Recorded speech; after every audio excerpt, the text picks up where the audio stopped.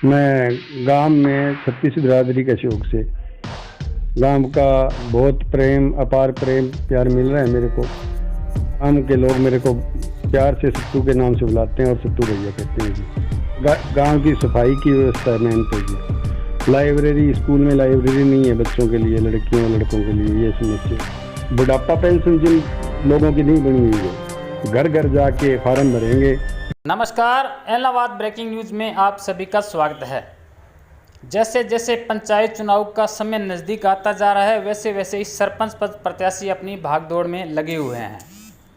वहीं खंड के गांव मिट्टी सुरेरा में हमारी टीम आज पहुंची तो सरपंच प्रत्याशी सत्यानारायण से बातचीत की तो उन्होंने बताया कि वह गांव में डोर टू डोर वोटों की अपील कर रहे हैं और उन्हें भरपूर समर्थन मिल रहा है। अगर वह चुनाव जीतकर सरपंच बनते हैं तो वह गांव में शिक्षा, स्वास्थ्य, खेलकूद, बच्चों के लिए लाइब्रेरी, बुढ़ापा पेंशन आदि की ओर ध्यान देंगे। वहीं जब हम सरपंच प्रत्याशी सत्यानारायण से बातचीत की तो आइए सुनते हैं उन्होंने क्या बताया। मैं गांव में 36 बिरादरी के शौक से सरपंच पद का प्रत्याशी बना हूँ। गांव का बहुत प्रेम, अपार प्रेम प्यार मिल रहा है मेरे को। हर तरफ से हर जाति का सहयोग मिल रहा है। गांव के लोग मेरे को प्यार से सत्तू के नाम से बुलाते हैं और सत्तू भैया कहते हैं जी। आप गांव में जा रहे हो, आपको किन किन समस्याओं का सामना करना पड़ रहा है? समस्या गांव की सफाई की व्यवस्था है मेन तो जी। लाइब्रेरी, स्कूल में लाइब्रेरी नहीं है बच्चों के लिए, लड़कियों और लड़कों के लिए, ये समस्या। ये मैं अगर गांव का मेरे को प्यार मिला, समर्थन मिला और मैं सरपंच पद के लिए विजयी हुआ तो मेरे ये एक तो गांव में लाइब्रेरी की व्यवस्था बनाना, रेलवे स्टेशन की जो तरफ रास्ता जाता है 7 नंबर वार्ड के, वहाँ बहुत ज़्यादा कीचड़ है, सड़क टूटी है, लोग जा नहीं सकते। उस सड़क की मेरी प्राथमिकता रहेगी बनाने के लिए।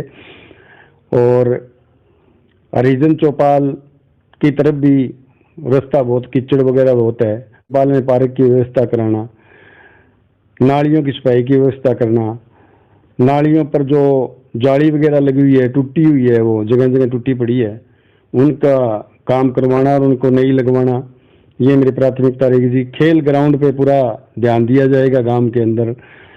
पशु अस्पताल जो है हमारे गांव का नया बन चुका है, लेकिन हालात पूरी नहीं है, उसको पूरा बनवाएंगे और प्राथमिकता से काम करेंगे उसके लिए।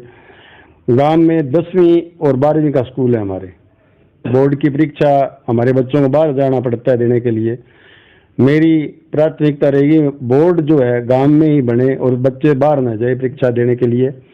गांव में ही बोर्ड बने 10वीं और 12वीं का। बुढ़ापा पेंशन जिन लोगों की नहीं बनी हुई है, घर घर जाके फार्म भरेंगे और जो सरकार की नीति है उस हिसाब से बुढ़ापा पेंशन बनवाएंगे। मनरेगा का जो काम है वो गांव के लोगों से करवाएंगे। उसमें गांव के लोगों के जो कार्ड नहीं बने हुए या जिनके कट चुके हैं वो बनवाएंगे। मेडिकल कैंप लगवाना गांव में, महीने में 2 महीने में ब्लड कैंप लगवाना, ये मेरी प्राथमिकता रहेगी। गांव में कोई उप स्वास्थ्य केंद्र है कोई? हाँ, हमारे गांव में उप स्वास्थ्य केंद्र है, बढ़िया बना हुआ है और काफ़ी समय से हमारे गांव में है। उसको सही ढंग से चलवाना, गांव को लोगों का रुझान उस तरफ करना, दवाई की व्यवस्था करवाना, ये मेरी प्राथमिकता रहेगी जी। तो आपके मन में जो सरपंची का चुनाव लड़ने के जो मन में आया, वो ख्याल आपको कहाँ से आया, कैसे आया कि मैं सरपंच पद के लिए उम्मीदवार? गांव में सरकार ने जो BCA के लिए जो आरक्षण दिया 8%, उसमें हमारे गांव का ये नाम आरक्षण में आ गया BCA में। तो BCA के कारण मैं चुनाव लड़ रहा हूँ जी गांव में, और गांव का मेरे को पूरा सहयोग मिल रहा है, गांव का अपार समर्थन मिल रहा है, गांव का बहुत ही सहयोग मिल रहा है। भगवान की मर्जी से मैं विजयी होऊंगा और गांव में पूरा काम करवाऊंगा जी। आप आजकल क्या है कि हर गांव में, शहर में हम देखते हैं, गांव में देखते हैं कि युवा जो नशे की ओर अग्रसर है, हाँ जी। उसके लिए आप क्या प्राथमिकता करेंगे? नशे पर हम पूरी अंकुश लगाएंगे। वार्ड वाइज हम यूथ की कमेटी बना के उस पर अंकुश लगाएंगे और जिन बच्चों ने नशा किया है या कर रहे हैं उनका हम मेडिकल कैंप लगवा के, दवाइयाँ दिलवा के उनका इलाज करवाएंगे जी। क्या ये जो आपने बातें कही है, ये उम्मीदवार आप घोषित हो, उससे पहले भी आपके मन में कोई ऐसे विचार थे गांव के प्रति?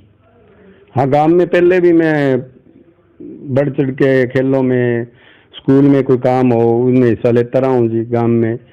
गांव में जिस तरह कोई सामाजिक कार्य है, गांव में जिस तरह मंदिर है, कोई देवरा है, उनकी कोई काम हो, आगे भी बढ़ चढ़ के मैंने करवाए हैं और आगे भी करवाता रहूँगा जी।